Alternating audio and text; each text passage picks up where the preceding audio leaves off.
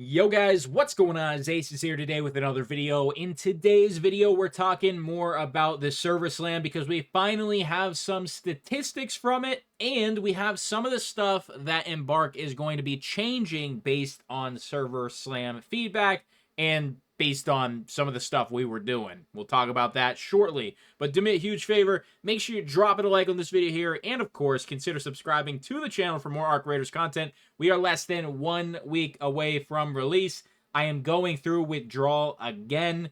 It has been very painful loading up Battlefield 6 and feeling this empty. I miss it. I cannot wait for Arc Raiders to release. So consider hitting that subscribe button to join me in the amount of journeys we're going to have. It's going to be so much fun. So let's start talking about these key takeaways here. The first one is stability. He helped us quickly identify and resolve stability issues across all platforms during the test. We've locked in even more solutions leading up to the launch day to ensure a smooth launch experience. What does this mean? Well, it's why they called it Server Slam. They wanted to stress test these servers to the max, and that's exactly what they did. Epic Games, nice stress test over there. Apparently, there was some issues with Steam, so a lot more players went to Epic to get on as soon as possible, and that's probably a good thing, actually, to stress test Epic. Next is Steam. The highest concurrent was, I believe, 189,000. That's not too bad. That's going to be good for stress testing. And then I have no idea what console would have been, but I'm assuming a lot. PlayStation, Xbox, across the board. I think it was a very successful stress test in general, and I think they'll be ready for release day. I genuinely do, which is amazing. Next, the flying arcs. It turns out, I mean, couldn't we have fixed this on the first day? Golly.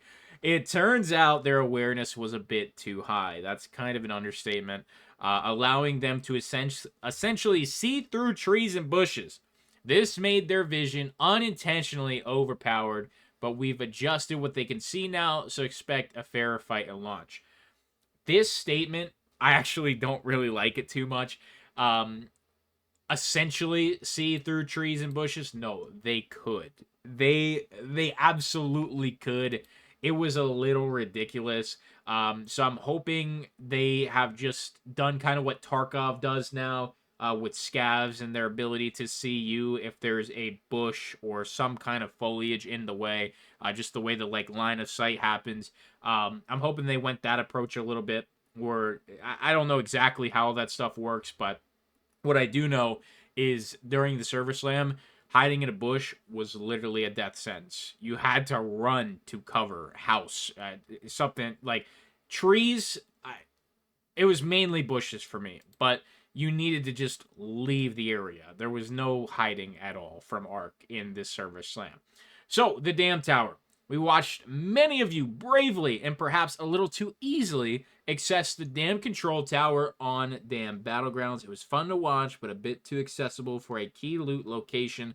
That's been fixed to keep the challenge sharp. I gotta agree with this one, man. You shouldn't just be able to drop down and vault onto something and hop in a locked room. I get it. But at the same time, every single player who missed, their stuff's gone. So I would say this. I think being able to do something like that is actually very cool. And it might even have a place in the game, just not for a locked room.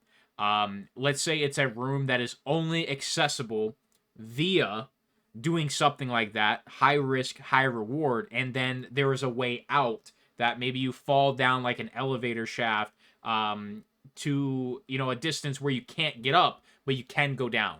I think doing something like that would be pretty cool, just a one way.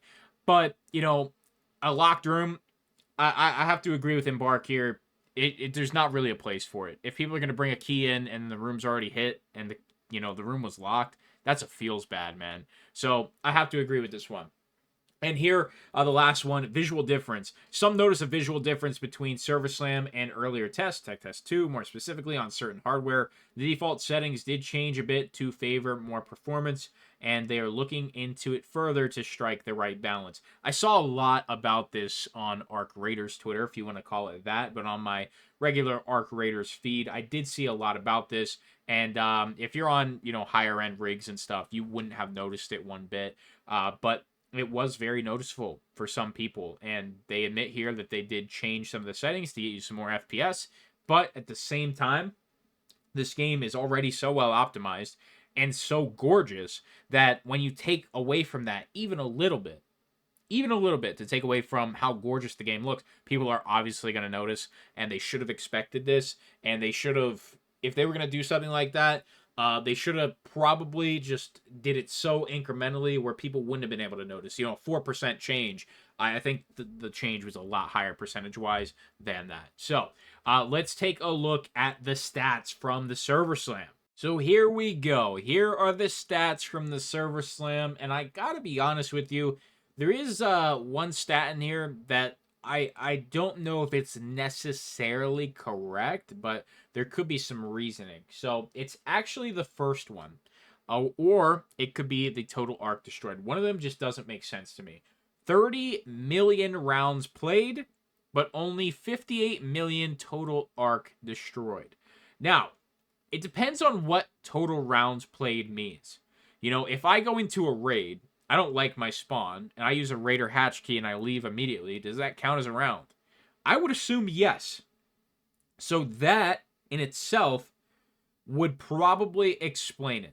Whether you're going into a free kit and you're running right towards the action because you're backfilling and, you die right away, you never even saw any arc at all. You just saw a player and died instantly. If that counts as a round, those very quick rounds, I can understand these stats a little bit more.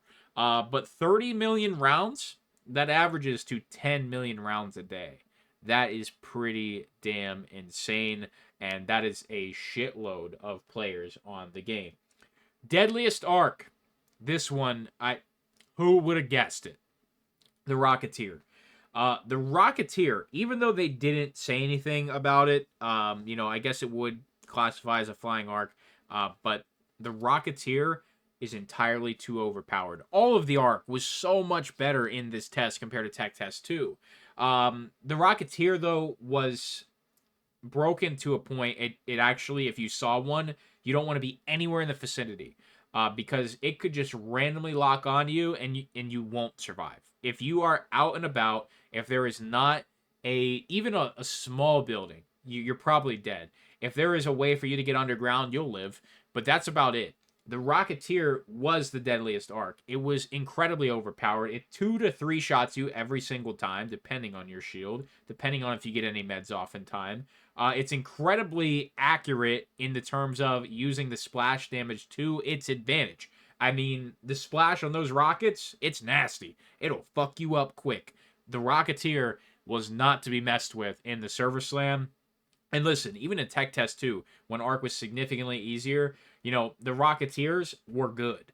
They made them better, and they are not to be messed with.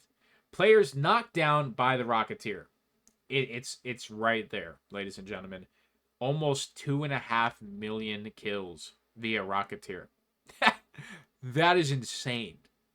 I would be willing to guess that the amount of Rocketeers that were actually killed during the Server Slam is less than 5% via that number. So for, every 5 to 10 players killed, that Rocketeer isn't even getting smoked. It's every time. It's coming out of there with a flawless KD, ladies and gentlemen. For every 100 kills the Rocketeer gets, maybe it's taken down 5 times by, most likely just 3 stacks. I think solos, the Rocketeer is the deadliest thing in the entire lobby. There is not anything scarier than a Rocketeer in solos unless you're by the extract, because obviously if you go down, it does not continue to aggro you, and you can just click the elevator, you're good to go. So I would love to see the Rocketeer get some nerfs in full release, that's for sure. Over 96,000 recorders found. I did not find one of these. I didn't know this was really a thing, like an Easter egg or whatever it is. I didn't know it was really anything important. If this was part of the task chain, I did a fair amount of the task, but I just kind of stopped because I didn't really see a point. I just wanted to have fun. So if it's part of that, I'm really not aware of it.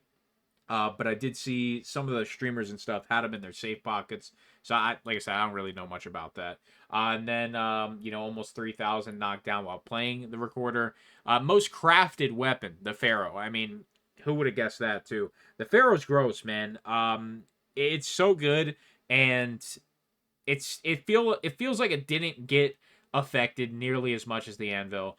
Man, that Tech Test 2 Anvil was one of the grossest things I've ever used. The Pharaoh is a lot of fun, and I'm not surprised by that one bit. 77 queens were taken down. Very nice. That's typical. 108,000 knocked down by the queen. Now, keep in mind, I do believe that the queen was not always in the rotation of what was happening on the map at the time. I do not think it was. I don't even know if it was on Friday and Saturday. It was definitely on Sunday or the third day of the tech test, if I'm getting things confused on what days the test was happening. But I know like the majority of the third day, there was a lot of harvester action going on. So 77 queens, I feel like that's kind of low based on how many players were actually on. Now, given a lot of them have never played Arc Raiders before, but I think that's probably pretty low, at least in my opinion. All right, so here's the stat we were talking about earlier: 58 million Arc. I'm assuming this does encompass literally every single kind of Arc. From the Queen to Ticks. I'm assuming it does encompass everything. Maybe the Queen wasn't counted in that, but might as well be. It's only 77, right? So when it comes to 58 million Arc, I feel like it's low. But at the same time, 30 million might be kind of skewed data. So let's say even, if we just bump that down to 20 million, I mean, you instantly go from 2 Arca raid to 3 Arca raid. So it's an interesting stat. I would have assumed more, though. I genuinely would have assumed more. But with the amount of people that were probably in and out of raids or dying right away or completely avoiding Arc because of how damn overpowered they felt compared to Tech Test 2, I understand it. So it's one of those numbers that I'm not really taking it like super, super serious. I think it's interesting, though. Next one here. Players knocked down by lightning. Almost 27,000. Guys, there's no way we should have been going down by lightning. I know there's going to be some people who are in a fight with Arc or they're getting shot at and boom, lightning strikes right the worst time. Possible, but I have a feeling that not every single one of those players that got down by lightning was that type of situation. I gotta say, the electromagnetic storm was so cool. I loved it. I don't know if that was in Tech Test 2. If it was, I never got to do that. It was so damn cool, and I cannot wait to do more little events like that in full release. And then the final one here, 816,000 rubber ducks collected. Now, is this skewed data? Probably. There's a rubber duck in the tutorial. I don't know what this data is encompassing, if we're counting that or not. So I'm not going to go too deep into it because it is very possible that the one from the tutorial is being included here on these stats. But I think seeing this stuff is cool. I would love to even see a weekly update every single week on similar stats or just different stats like this or some kind of tracker from Embark just to let us know how things are going. Battlestate Games, for Tarkov, they do it for wipes. Like, how many kills by the most popular weapon, whatever. They have a whole bunch of stats and stuff that they release after a wipe, after a major patch and stuff.